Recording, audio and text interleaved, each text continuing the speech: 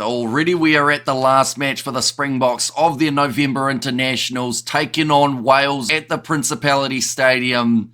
And after last week's game for the Welsh, you'd have to say the Springboks are pretty heavy favourites. And in this video, we're going to be trying our best to predict what Rassie Erasmus will be doing for his selection. But it is not just myself, it is also Rugbyitch. First of all, of course, we've talked about Wales and their defeat up against the Australians. But the other side of things, South Africa beating England by 9. What did you think of that overall performance? And do you see Rassie really switching for this game up against the Welsh, giving many players opportunities? I do think so. I do think he'll give a lot of opportunities in this game. Going off what we just saw from the Wales game, really, that's kind of just sprung to mind. But I do think that in the England game, they definitely held their own, particularly in that first half. And that's kind of where Steph kind of took really control in the second. But I do think there'll still be some switches that Rassie will make for this Welsh game. Righty, so jumping straight into it. Front row last week, we did see Oxnashare at number 1. We saw Bongi on number 2, and Wilco Lowe got himself that starting chance as the number 3. That was actually the 50th player that Rassie had tried throughout 2024. So for yourself, of course, you can't try any other players in this department, but who have you got as that front row? Well, I've made some switches here, and I've actually gone with Gerhard Stinkap to start off at the number 1 spot, giving a rest towards Oxnashare, because he's been starting all the games. I just feel like they could switch it up, particularly for this game against Wales. Number 2, I have stuck with Bongi Manombi at the number 2 spot as the hooker. And then number 3, I've actually gone with Thomas du Toit there. So that's my front row here for the Springboks. Okay, so I've made a little bit of a switch, just like yourself, but not in the same position. I've gone number 1, Oxnashare, number 2, Johan Grobler, and number 3, Thomas du Toit. So I've made the switch at hooker. Umbanambi, he's had some pretty sufficient minutes throughout 2024. And Johan Grobler, of course, originally wasn't going to be with the squad, but comes in due to that injury of Jan Hendrik Wessels. So I wonder if Rassie will give him the chance or whether he is just travelling and training with the team. So yeah, Chuck Grobler in their number 2 jersey. Thomas du Toit, I thought he had a really strong game up against Scotland. So I would like to see him get another opportunity here. And I mean, what can you say about Oxnashare? Other than that man is phenomenal. And hopefully, if he has one more big game here before the end of the year, it could be enough to get him in those world nominees for Rugby Player of the Year. But do you think they'll do it? Do you think a prop can be in that nomination category? I hope it happens. I hope he's like, do I think he'll win it? I just don't know.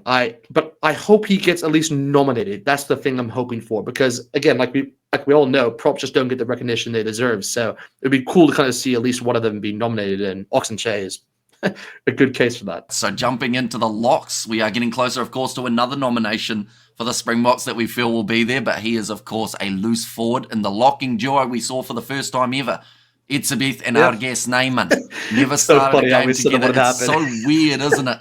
That finally it has happened. So the question is, Tim, have we done it again? And for myself, I have. Eben Itzebeth, number 4. Argas Neyman, number 5. I feel like that combination worked quite nicely. Argas, with those offloading chances, anytime he throws that ball around, it can keep that play going for the Springboks. Itzebeth, just an absolute enforcer in that 4 jersey. Played 2 great games so far.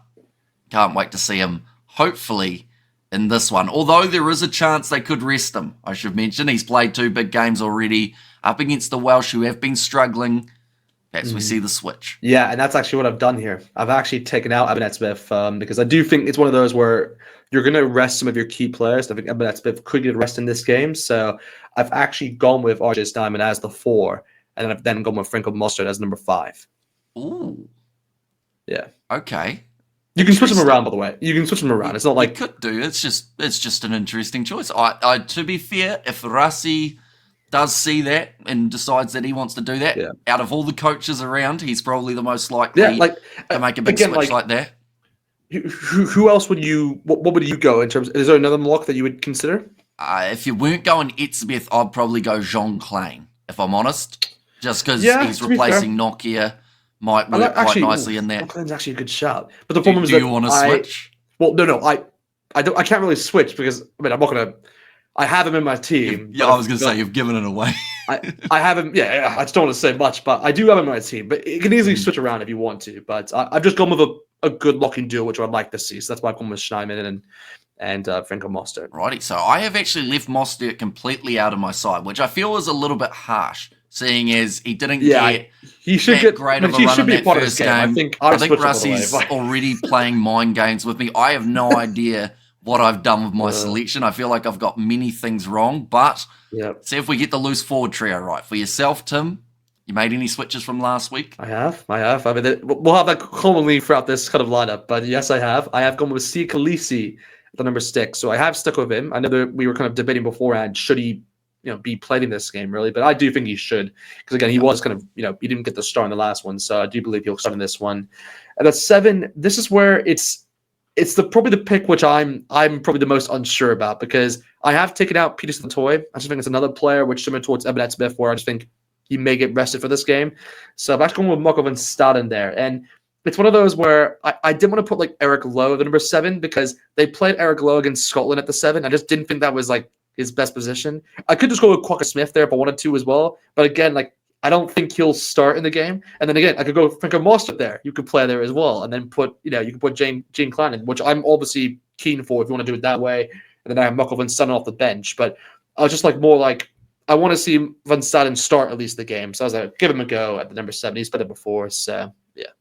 And then number 8, I have come with Eric Lowe. So that's where I wanted to give him a start in this one. I was considering Honeycomb to start in this game, but I think Eric Lowe deserves a bit more minutes to start, because again, we've seen Jasper Wiese take up a lot of that recently. So that's why I'm going to get Eric Lowe the opportunity. Tell you what, Tim, you're throwing some curveballs in there. Marco van Staden as a 7 is something that I don't think many people would have predicted, but you've gone bold. You're trying to get that extra point, I guess you could say, in terms of that, that wild he's a card. big body. He's a big body. You can play there.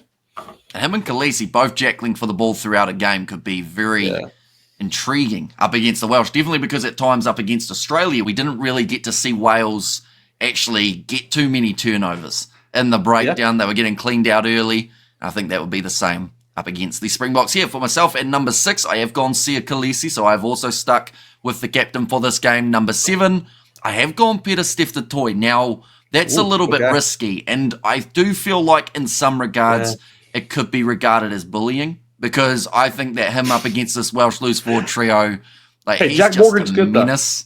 He is. Don't get me wrong. He's a great player. Same with James Botham. Just Peter Toy, in terms of the size of the man and just going head to head with the Welsh, I could see him dominating. And number 8, I've actually gone Cameron Honeycomb, giving him not just his debut, but his starting debut. I feel like partnering him with Sia Khaleesi and Peter Toy, that is a massive learning opportunity for the youngster. I was considering making a couple other switches, perhaps going Marco van Staden at 6, Eldrick Lowe number 7, and Honeycomb number 8, an all Bulls loose forward trio for this match. But instead, I've gone with that experience of Khaleesi and Du Toit. But jumping into the back line now, number 9, this is where I have made the switch. Now, based off form, I would not. I thought Grant Williams was very strong throughout that game up against the English. Although one criticism I did have was maybe those box kicks, kicking it a little bit too deep, allowing Freddie Stewart that nice easy one under the high ball. But with the exception of that, his running game was phenomenal. That fake. Piercing round, the side of the breakdown, scoring the try for himself.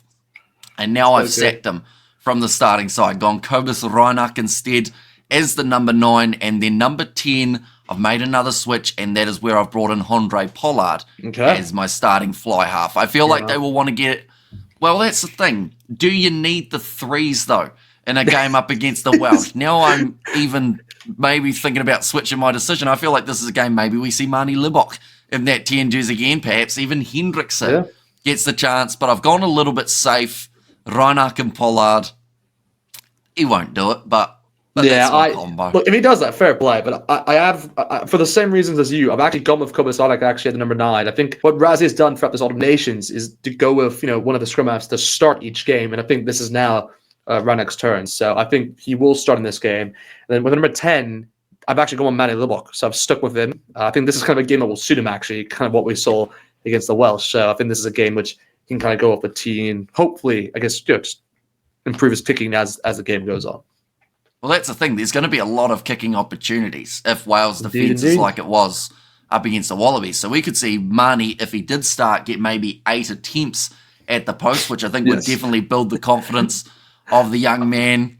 So, yeah, high chance maybe that Marnie will get himself a start. Moving into the centre pairing. Now, for the last game, we did see Damien De Lende and Jesse Creel as that 12 and 13. And I'll be honest, up against the English, I think they were probably the most quiet out of anyone in the back line. Dear Lindy, he was crashing the ball up very nicely. But you looked very good. With Krill, we didn't really see I agree with Krill, a huge amount of ball. And I think Henry Slade, once again, we talked about it, how having him on the inside and Lawrence on the outside could be a bit of a problem. And I think it was at times for that game. But in terms of this game, Tim, have you decided to make that switch, or have you gone with the same duo? I have gone with a switch. I've actually switched both of them out because, again, I do think this is what may happen in the game. And I've actually gone with Andre Esterhuizen at the number 12. But for the number 13, I've actually gone with Caden Moody at the number 13 spots. I think that's something they could do. I was considering Lukhanyo Am. I was just like, because I think Lukhanyo Am is probably the obvious choice in this selection. It's probably similar to you where you've selected Pollard, but actually you would probably see Libbok in there. I think they'll probably just go with the same combination that they've played in Scotland, but I kind of want to see Caden Moody just play a bit more minutes, and I think particularly number 13 jersey. So I think this is a game that could suit him in a way. So I've gone with Esterhuizen as well as Caden Moody there. More than likely going up against Llewellyn in that number 13 jersey, yet to really cement himself as that Welsh 13. For myself, I've gone number 12, Andre Esterhuizen, just like you. And at number 13, I have gone Lukhanyo Am, just like you said that they may do. So I think Lukhanyo Am off the bench, to be honest, in that 5-3 was a little bit of a surprise. I thought they'd go Willie LaRue as that man at number 23. I was surprised. I couldn't believe Willie LaRue wasn't even part of it. I was like, because going off with Game Ian from Scotland, I was like, he was arguably man of the match. It was one of those where I was like, wow, that was a big call, but yeah, it worked out in their favor. And it also means that if he plays in this game, he'll be on 99 caps for the Springboks, which means he has to play one game next year to get to that 100.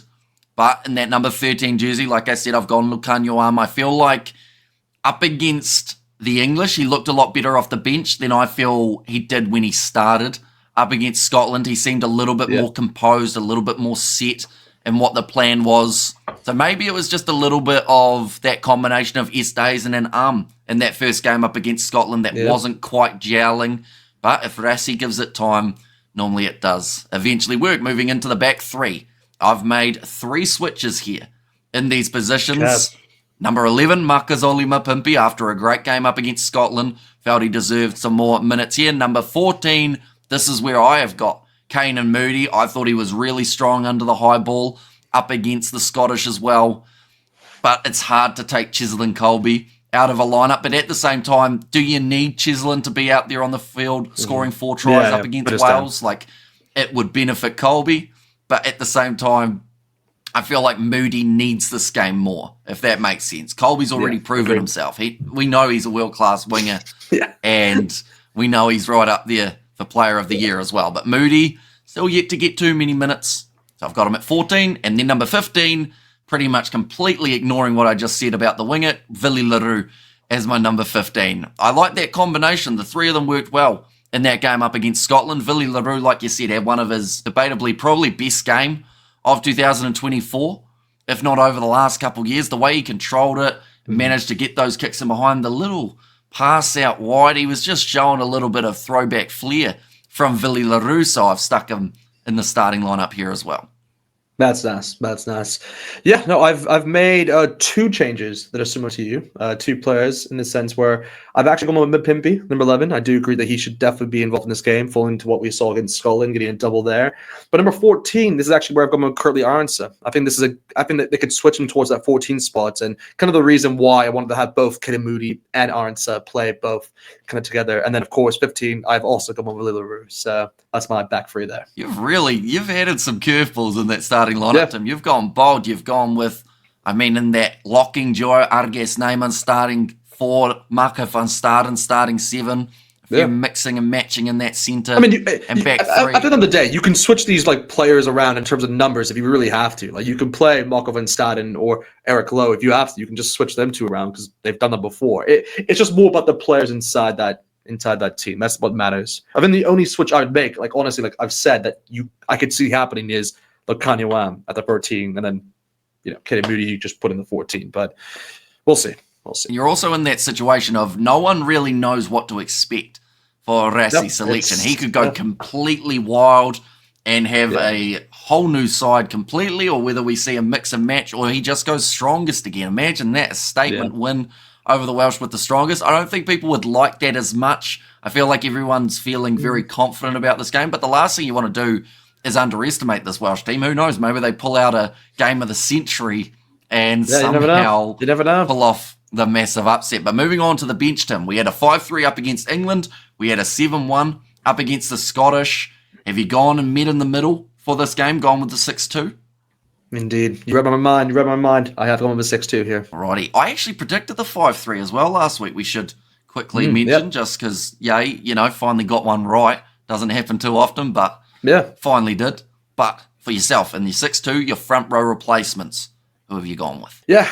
Here, this is where I've gone with Johan Grobbelaar. This is kind of where I've included him inside this game. I mean, you could go Malcolm Marks if you really wanted to, but I just feel like I think gave Grobbelaar the chance. I was considering to start him as well, but I think Bongi just is more likely to start than Grobbelaar, so that's why I just did that.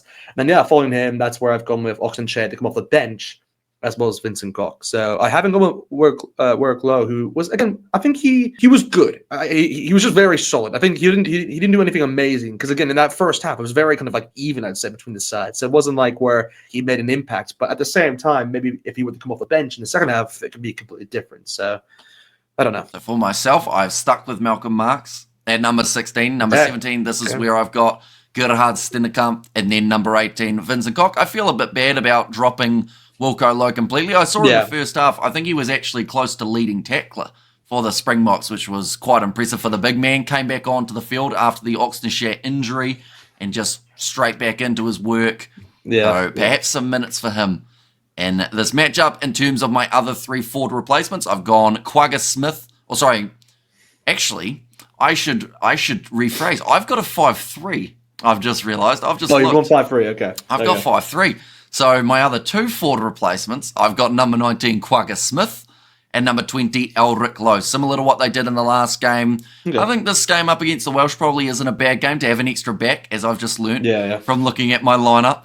So Quagga Smith, number 19, Elric Lowe, 20, and then since I've got Peter Steph Totoy in the starting lineup, he can easily slot into the locks. That's fair.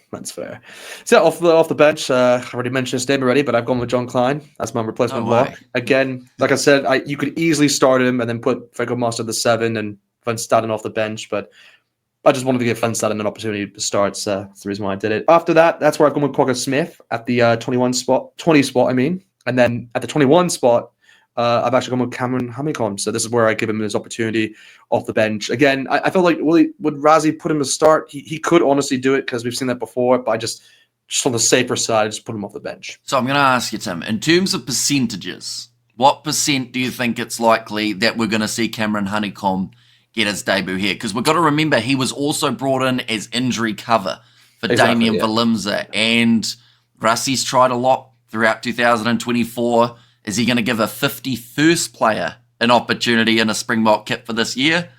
What's your percent? Likely. I'd say, not to jinx it, but I'll just say 60%. I'd say 64. That's not actually that high. No, but it's one of those where you have to also account for the other players that they could play as well. So I'm just I want to give him a go, but you can understand if he doesn't want to. So I've gone with Cameron Honeycomb because, like you said, he's been chosen as an injury cover. So it's just more do they do it? We'll see. But I hope they do, because they, again, did the same thing with Warwick Lowe. So I think it's likely. If you want me, I can increase to 65. But yeah. So generous. I'm going to go 99% chance that Cameron Honeycomb's in there. The 1%. I'm going to say he's got a really good shot of getting the chance, just because at the end I hope of the he gets injured now. I hope he now gets injured during the week, and you're like, oh, terrible thing to say. The 1%, man. That'll be the 1%. But yeah, I think that this game up against the Welsh, with how open it was in play, Cameron Honeycomb, he loves that. In the URC, he's able to find the gaps, he's able to create chances. And just to make it a little bit more intriguing, I'll put the beard on the line for it. Cameron Honeycomb in the side. If he's not, it goes. If he is, it's probably going to need a slight trim anyway, but we'll see how it goes. But nonetheless, we move on to the back replacements now. 2 replacement backs for yourself. Who have you gone with? This is where I've gone with Jim Hendrickse off the bench. Again, I feel bad because Grant Williams has done really well. But again, I've done this on purpose because I feel like everyone will have even minutes around the ball in terms of Grant Williams got half during, he came off the bench in Scotland, got the full, most of it against England, and Cobus were starting this one. Give Jed Hendricks some minutes to kind of make up really for what we saw in that Scotland game. Because again, we thought he could have done a bit better. So maybe coming off the bench would be good for him. And then next to him, that's where I've gone with Andre Pollard. So yeah, that is my side. Right. So 21, I have got Grant Williams. Even though in a 5-3 split scenario, you probably don't need that versatility, but I've gone with him as at 21. Number 22, this is where I've gone with Jordan Hendrickse, just to give him a chance up against the Welsh. Okay, honestly, I think there's a chance that he could even start.